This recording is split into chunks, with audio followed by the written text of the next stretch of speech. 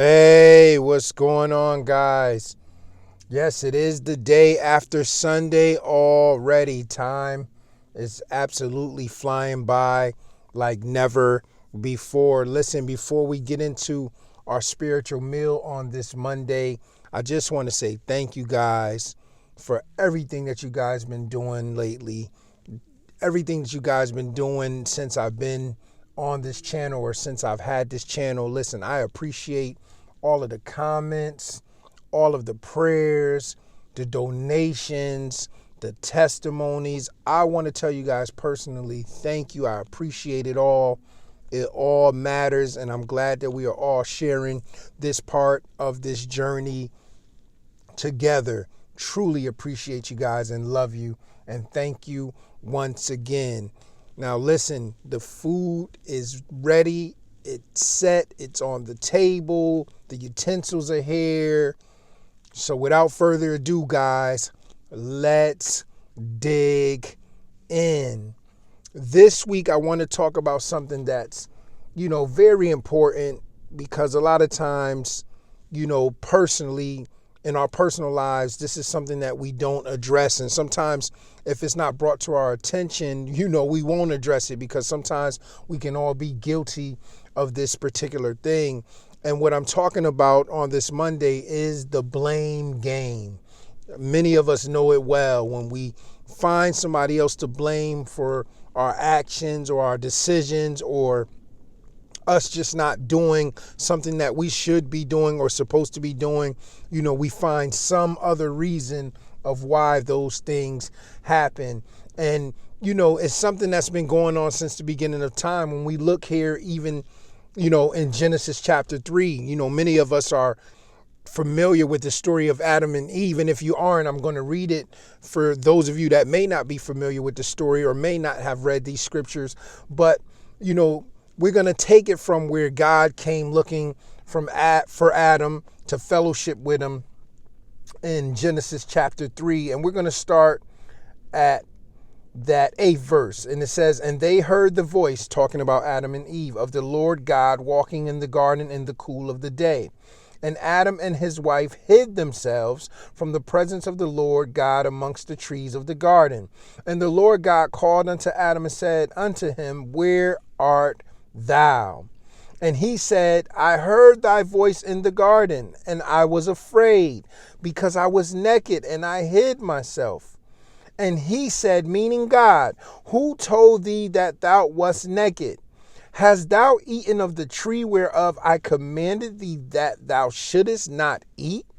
And the man said, The woman whom thou gavest to me." He trying to put it on God now. He says, "The woman whom thou gavest to be with me, she gave me of the tree, and I did eat." So here's Adam's opportunity to say, listen, I know what you told me. I know that I was responsible to make sure that she or I didn't eat from the tree. You gave me the commandment.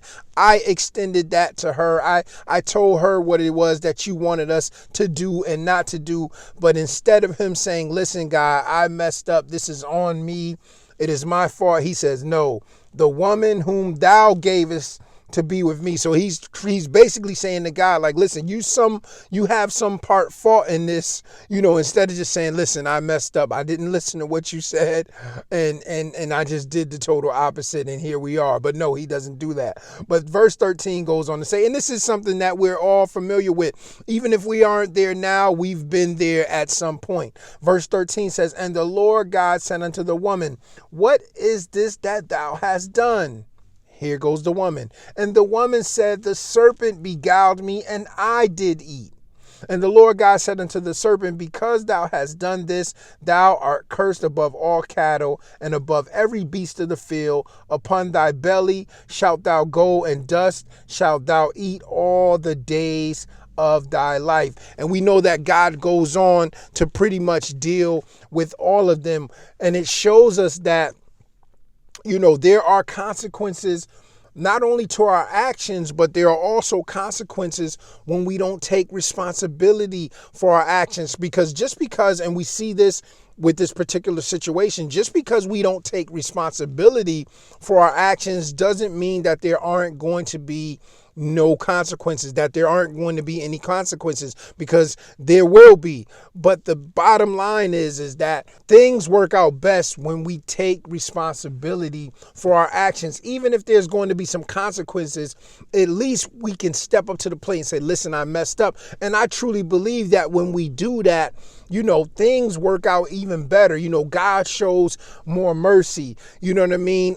Even in life, there's going to be consequences to us not taking responsibility for something that we may have caused or done. And a lot of times what happens in our life and what it does to our life is, let's say if there's something that you should be doing, whether that's personal, whether that's business wise, whether that's ministry, whether that's as a parent or whatever have you, if you don't take responsibility for something that you messed up on, or something that you didn't do, or that you should have done a certain type of way, what happens is a lot of times you won't do it because you've already made up a reason of why it has not been done or why it hasn't gotten done. And that's very dangerous, because I've seen it in my life personally back in the days. I've seen it in other people's lives back in the days and in present times, where they won't take responsibility for something that they have done. And because they haven't been able to get over that situation, or get delivered from that situation, or make that situation right. If it's something between them and another person, they're still pointing the finger at somebody that's already passed away. They're blaming the family member or a loved one that may not even no longer be alive, or may not even live in the area where they lived. Like, they're stuck because of something that they should have taken responsibility of on their own and for themselves. And guess what? They would have been delivered from whatever that was that they were dealing with a long time ago. And I just wanted to encourage you guys, if this is something that you're dealing with right now, if there's something in your life that without a shadow of a doubt that you need to take responsibility for, but you're trying to put it on somebody else, you're trying to shift the blame instead of just saying, listen, I'm responsible, I messed up, I need to get this thing right. I need to go to this person and apologize, or I need to get on my job and get this done and stop blaming, not having enough time, or blaming I have to deal with the kids, or blaming I have to deal with my spouse, or I have to deal with the people at work, or I had to work extra hours, or I'm tired. We come up with all these different excuses of why we shouldn't get certain things done in our lives that we need to get done. Or it could be a sin. It could be something that we doing before God that God knows that we're doing. And when we're confronted with it, instead of saying, listen, I messed up, we're coming up with all these excuses for God. Like, no, it wasn't my fault. It was because of how I was raised, or because of the neighborhood I live in. It's like, no, guys, we have to take responsibility for our actions, because as soon as we start taking responsibility for our actions, life is going to get a whole lot better. So I wanted to encourage you guys on this Monday. If this is something you're dealing with, if I am in your household on this Monday and what it is that I am talking about, listen, take responsibility. Stop pointing fingers. Stop pointing at this one and pointing at that one. You know what I mean? Stand in that mirror and say, listen, you got to get this situation right. You got to do right by this individual, or you got to do right by God. Whatever it is that you are shifting the blame on or taking the responsibility off of yourself for, listen, let's get this thing right. Because I'm telling you, shifting the blame, pointing fingers, not being responsible, it can hinder us from a whole lot of things in our lives. So I just wanted to share that with you guys. I pray that all of you guys are doing well. Listen, this 30-day Bible reading challenge, if you have not tapped into it, I'll leave a video where you can click on at the end of this video to join us. But listen, man, we've been having some great testimonies coming out of this thing. I'm encouraged. Everybody else is encouraged. We're all getting in the word even more. And that's what this is all about, is getting that word down in our heart that we might not sin against them. So know that I love you guys. And until the next time we share a beautiful spiritual meal together, shalom.